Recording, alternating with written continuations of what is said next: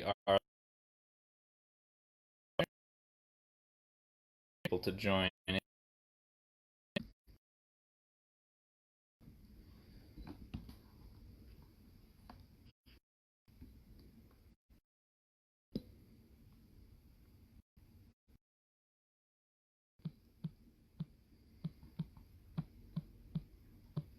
If you're here and you can see and hear okay,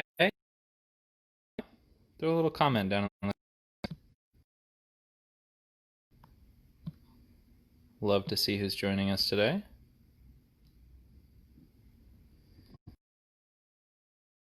Hopefully we have some people here.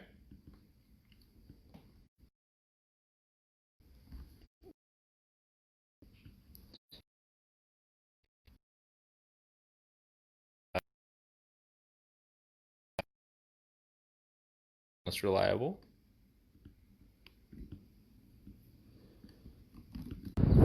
Okay, finally. Looks like give a moment just to see if anybody's gonna join in here. There we go. All right, now it's looking like we've got some people joining. Thank you guys all so much for your patience. We were having some technical difficulties being inside. Okay. Looks like we are finally here. Hopefully you guys can see and hear okay now. It looks like we are finally, for whatever reason, my today. So now I'm hopefully back. Hopefully you guys can land on being. I'm out at Fort Humboldt State Historic Park. This is in Eureka, California. I want to recognize that I am on ancestral Wiyot land today. I also want to recognize that so many of you guys are doing your part to shelter in place, stay home during COVID-19. We really appreciate you doing that. We're doing our part out here as well. We're sanitizing our equipment. We're wearing masks. We're avoiding any people we might come close to here on the trails.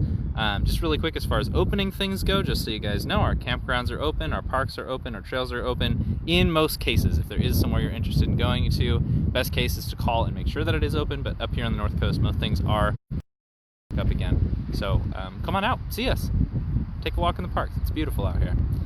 So today I wanted to just keep it short and sweet, and apparently technology is trying to keep it that way as well. It keeps cutting me off.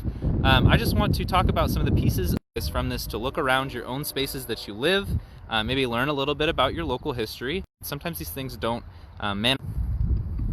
there we go, back again. Thank you for bearing with me. Oh, it's a blast with technology. And sticking with in and out. Here we are. I tried to reconnect to Wi-Fi, so I'm going to walk back towards the Wi-Fi building. Unfortunately, the things that I wanted to talk about are way over here. So we'll see how this works. So I'm at Fort Humboldt. This is a historic military fort. This was in the 1850s that this fort was founded, and it was here to mitigate conflict between the indigenous people up here on the North Coast and the settler colonists that were coming in at the time to populate this area, mostly in search of gold, and then later in search of a big boom in the timber industry, having the Redwoods out here. A lot of people came to this area. So walking back towards the Wi-Fi now, I have cell phone service out here, so I shouldn't need to be on Wi-Fi, but alas, technology is saying otherwise. So here we are. Around where I'm standing now, this field used to have fort buildings. Well, originally, there was nothing here. This place is naturally relatively barren of trees. And in this area, as I mentioned a little earlier, this is ancestral Wiyot land. So not right here on the bluff, but just a little bit south of the flagpole, right over there, there was a village called Gutswalik, right near the fort. This was a Wiyot village, just near here. So for thousands of years, you had indigenous people living up in this area, the Wiyot people specifically around the Humboldt Bay. And then when you had the discovery of gold, a ton of people came flooding to this area, and you had a lot of the indigenous people moved or removed or other worse things. So military came in here and they set up a fort, and it was their job to mitigate conflict between the settlers and the indigenous people, the settlers, colonists, and their job not to incite conflict or to remove one group or the other. And what they ended up doing most of the time was actually just building up the buildings around the fort. So I'm seeing from Braid, giving up on the live today. I bet it will be great. Link to the video. Yes. So if anybody is feeling frustrated with the connectivity issues, I really do appreciate the live audience.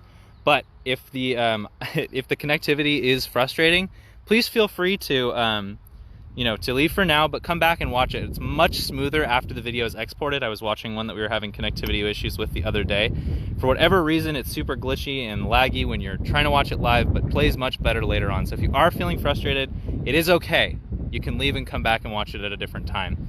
But what I want you guys to think about is what things you might be able to find around your, around where you live that that kind of clue you into these pieces of the past. So I have, the luck of here today being in a historical a park and a place of great historical significance. So I have a number of things here that I get to see to kind of give me clues into the past. And one of the things that I love that the parks has done, and what I wanted to start this video with, is we have a overview map, a model of what this fort looked like in its prime, with all of the buildings that were around this field.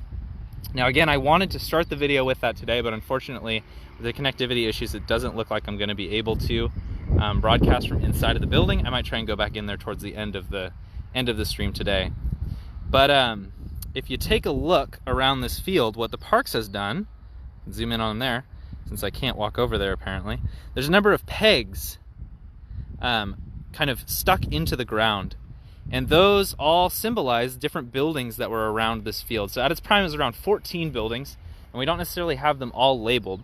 But I think it is really interesting just to see where these buildings would have been in this field, kind of in its prime when it was being used, when this fort was in operation. Then you do still see the two standing buildings. We have the hospital right here, and then the surgeon's quarters over here. The surgeon's quarters is a recreated building, so that's put where the surgeon's quarters originally were, but it's a rebuilt building. The hospital, on the other hand, is said to be the only building still standing here at Fort Humboldt. And while every piece of wood may have been replaced to restore it and things like that, that's a really obvious piece of history right there, that there's this hospital building from the fort, kind of still sitting here today. There are still some things around that, despite working here, I haven't quite figured out exactly if they are original or if they have been replaced or built after the fact. I'm going to start walking this way, and we'll see how much the connectivity holds up. I see a comment here too from Kim. It says, I live on ancestral Wailaki land. It is a pretty cool place. They had an amazing life here. Yes, and one of the pieces of the past that I have been alluded to here, but I have yet to find myself, is that there is cultivated hazelnut growing up here on the bluff. So from that nearby village of Gootswalik, you had hazel rope, or hazel sticks were really common in making rope and other ties for houses and things like that for the Wiyot people. And they started to cultivate hazelnut on top of the bluff here, and that the plants still grow here today. So that's a really interesting, very subtle piece of the past. Unfortunately, I've yet to find those plants growing here, but some other people that I work with have said that they are around. Just a really interesting piece of the past. So we also have this, see if I can get, this little well here. I'm not sure if that's an original well or if that's been replaced for some reason for the park, but it is very close to the original water source for the fort. So if you see all these trees kind of growing in the background, this is a riparian area right there, meaning that those trees are all growing right next to water. There is a small body of water right there, and that water was the original water source for the whole fort. So there was around 90 soldiers stationed here at its prime, and all of those soldiers were drinking the water out of this one source of water, and this wasn't connected to the ocean. This was fresh water back here. Another really interesting piece of the past that we don't necessarily get to see anymore is how much, it's also, I guess, not necessarily a piece of the past, but it's interesting to see how much spaces have changed. So today, right on the other side of this bluff, I'll walk back over towards that way, see how our service holds up. Right on the other side of this bluff is Highway 101, the main freeway that you would use to get up here. And originally, the water from Humboldt Bay, essentially the ocean, saltwater marshes, came all the way up to the base of this bluff. There's one more thing actually on this side I want to show you. Then we'll walk over there. but I have a picture here of what that looked like.